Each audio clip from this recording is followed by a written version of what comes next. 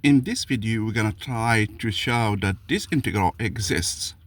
So the integral between 0 and plus infinity of sine x over x dx. This is a historic and very famous integral. At least you will see it in optics, signal processing, and Fourier series if you will do that. So we want to prove this one exists and it's convergent. So here we want to integrate, but we have two problems. With the behavior in the plus infinity, because you know that the sign is oscillating, and also the zero here, because we are dividing by this zero. Okay? So when we have two problems, we can split the problems in two parts. Okay?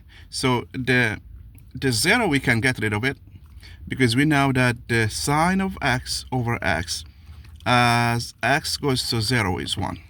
Okay, so we remove that problem in 0 by this one. Okay, and now we split this integral into two. So we integrate from 0 to 1 sine x over x dx plus 1 to infinity of sine x over x dx. Okay, now this issue here, okay, so we don't have an issue here, because our function now, using this condition here, is continuous on this finite, bounded finite interval. Okay, so this is a finite integral, so we're not gonna worry about this one. The issue is here. Okay, so now it's we still have this problem of infinity. Okay, so and by definition of this integral, so we need to prove that this limit as t goes to infinity of 1t sine x over x dx is finite. Okay, so sometimes we can use the absolute value to get rid of this sign, but doing so we will have only 1 over x, and we know that's divergent. So what we're gonna do is we're gonna use a integration by part to show that the result exists. So let's integrate 1t sine x over x dx. Okay, in our case we're gonna let let's say this is u prime v dx, with u prime as sine x and v is 1 over x. Okay, so this one, so here we're gonna have u as minus cosine x and v prime is minus 1 over x squared. Therefore, okay, therefore I have this integral as minus cosine x over x minus minus. I have three minuses. I have this minus coming from uv minus uv prime, this minus here, and the minus is here, these two. So I'll have one left, minus cosine x over x squared dx between 1 and t, here between 1 and t. Okay, now this one here, so the limit as t goes to infinity of 1t sine x over x dx. So as I take, so let me write this one, t is going to infinity.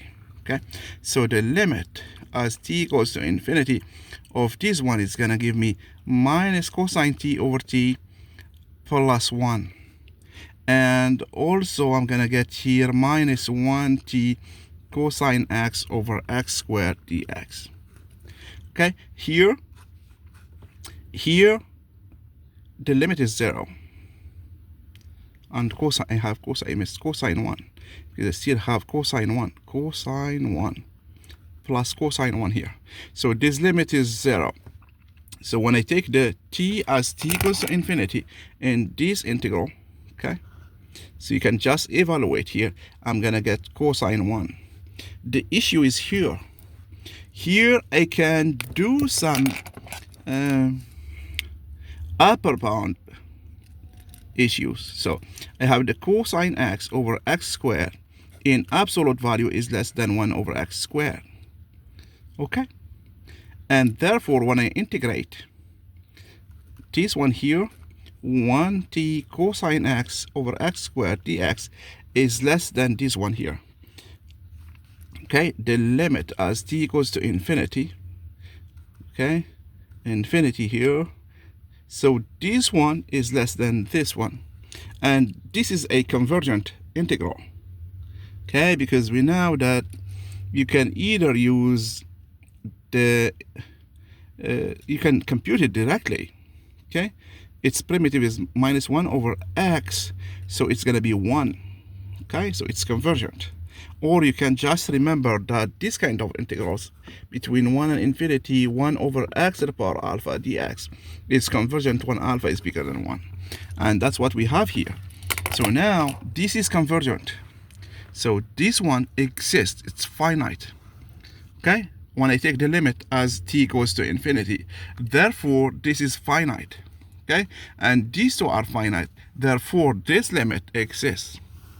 In fact, we can prove that it's equal to pi over 2. Okay, so the question that we wanted to solve is the existence issue. So this limit exists. Later, we can prove that it's pi over 2. Okay, and I think that's all we need for now.